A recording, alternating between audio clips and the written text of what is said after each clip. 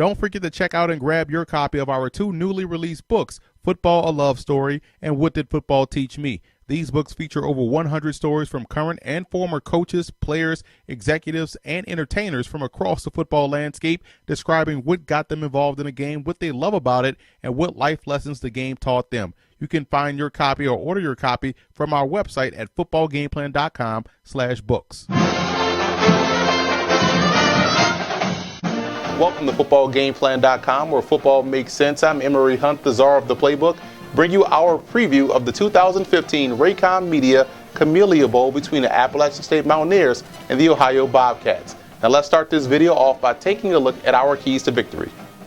Starting with Appalachian State in this ball game, they can't have any wasted offensive possessions. It's important that they maximize every opportunity they get with the football, because a team like Ohio would just love to take the air out of the football and own this clock. So you have to maximize your possessions with points. And also defensively, it's about staying gap sound. If you're out of position versus this Bobcats ground game, they can kill you with their rushing attack. So you have to own your gap and remain gap sound. And defensively, I think it's all about winning on first down. It puts this Ohio Bobcats offense in second and long, third long situations, which means they're probably going to have to pass the football, which I believe will be a win for App State's defense.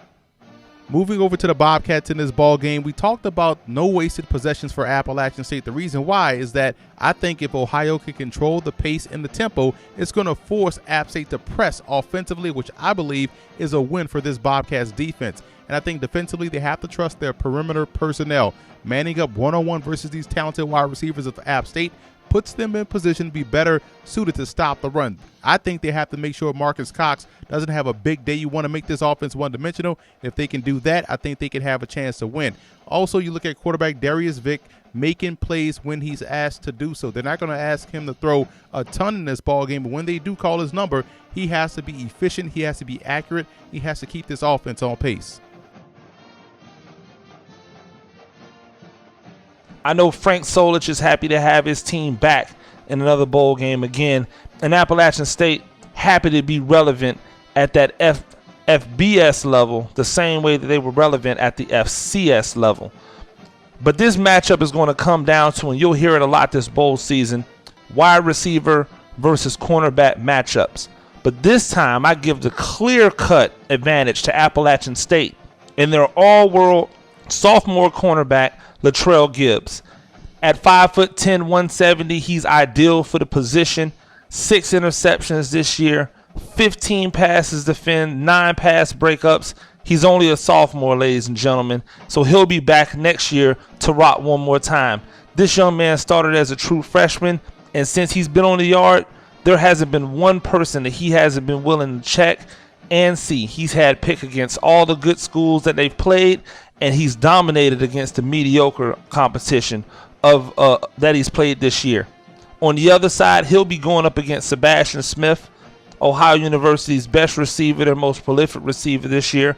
6'3", 183, so he has a little height advantage on Gibbs, but I think Gibbs has a clear-cut athletic advantage, and he's going to try to limit Vic from being able to go up top to Smith to add on to that 7-touchdown total that he has this year. I like Gibbs in this matchup. I like Appalachian State in this matchup with enough time to prepare for Ohio University. All right, so you have the Raycom Camellia Bowl, in which Ohio is going up against Appalachian State. And for Appalachian State, my X factor is going to be Marcus Cox, the running back. He's got over 1,200 yards rushing on the season, averaging 5.8 yards per carry. So he is a guy that can tote the rock. And just looking at their offense, it revolves around him. And he was injured for a bit. Then he came back in the game against Southern Alabama, which was the last game of the season, had 192 yards rushing in that game. So he's a guy they're going to want to get going. He is the X factor for them on offense. As far as Ohio is concerned, my X factor for them is going to be the junior wide receiver, Sebastian Smith. He's got 62 receptions, 754 yards, 7 TDs.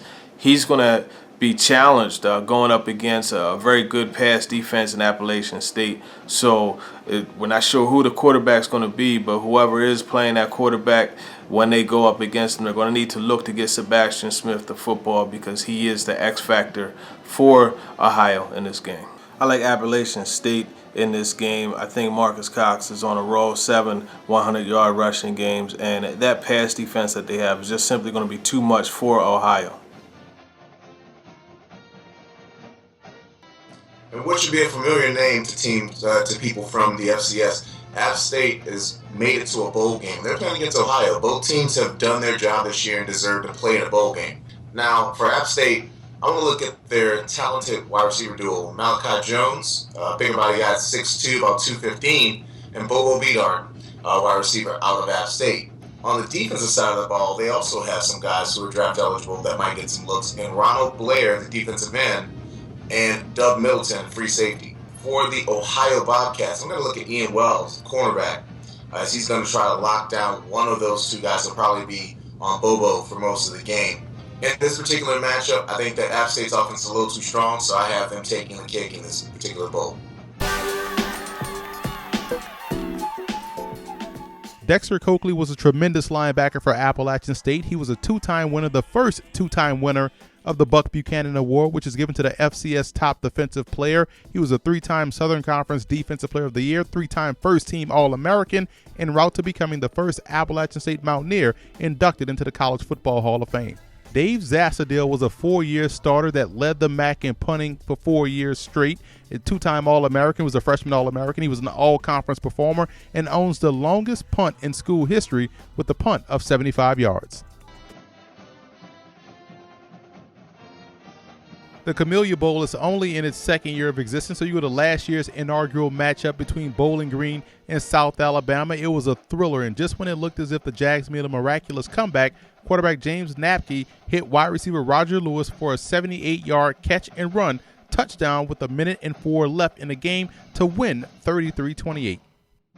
I like the Mountaineers in this ball game. I think Appalachian State does a great job offensively, playing with balance, but defensively, I think that's going to be the biggest key in this ball game. Their defense does a great job in two elements that are crucial to Ohio's success. They can stop the run and they can get off the field on third downs. I think those two things will lead the Mountaineers over the Bobcats in the 2015 Camellia Bowl. And as we recap our picks, it's a clean sweep. We're all going with the App State Mountaineers, but this is a great football game between two teams coming from outstanding football conferences.